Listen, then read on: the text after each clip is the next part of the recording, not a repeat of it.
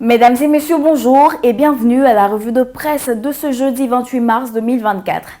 La presse ivoirienne, à l'instar de ces derniers jours, aborde divers sujets dont le point d'ancrage est éminemment politique. Démarrons avec la révision de la liste électorale et dans cette perspective, l'avenir écrit qu'à 18 mois de la présidentielle, la CEI donne le top départ des opérations et le mandat qui se veut précis fait savoir que la CEI annonce l'actualisation de la cartographie électorale.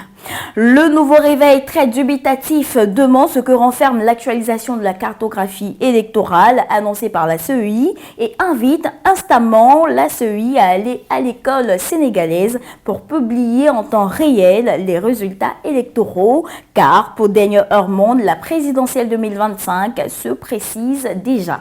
Le sujet de l'endettement est réapparu ce matin à la une de certains journaux et c'est le Patriote qui dresse un tableau comparatif de l'endettement et du développement de la Côte d'Ivoire de Gbagbo à Ouattara. Le confrère s'interroge à cet effet qui a fait quoi pour ce pays et s'exclame la Côte d'Ivoire de l'obscurité à la lumière. Et le matin sur le sujet de l'endettement révèle qu'à l'Assemblée nationale, lors du projet de loi, l'opposition en panne d'arguments jette l'éponge. Sur le plan politique, c'est l'audience accordée à Soul to Soul par l'ex-chef de l'État, Laurent Gbagbo, qui capte l'attention. L'Inter relate que, recevant ce bras droit de Guillaume Soro, Gbagbo fait des confidences sur Soro et Picasse et note que des interrogations subsistent sur le cap des Goudé et relativement à cette audience. Le quotidien rapporte que Soro envoie le GPS Soul to Soul et sa mère chez Gbagbo.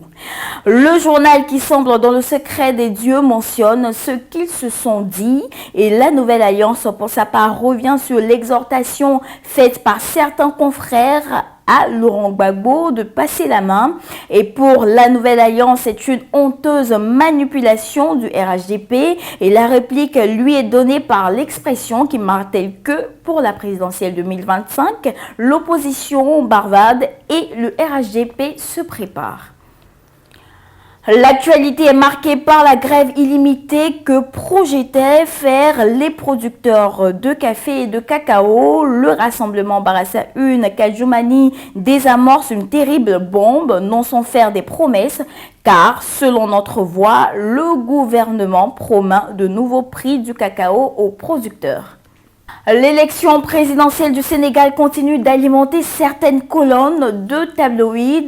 Pour l'intelligent d'Abidjan, le Sénégal a déjoué la tentation des coups d'État pour résoudre les différends politiques, ce qui lui confère un bel exemple. Et le jour plus de son côté, propose à ses lecteurs l'ensemble des résultats officiels, main provisoire, proclamés hier. Et Fraternité Matin nous fait savoir que le président de la République, Alassane Ouattara, vient de féliciter Bassirou Diomaye Faye, qui vient d'être brillamment élu à la tête du Sénégal.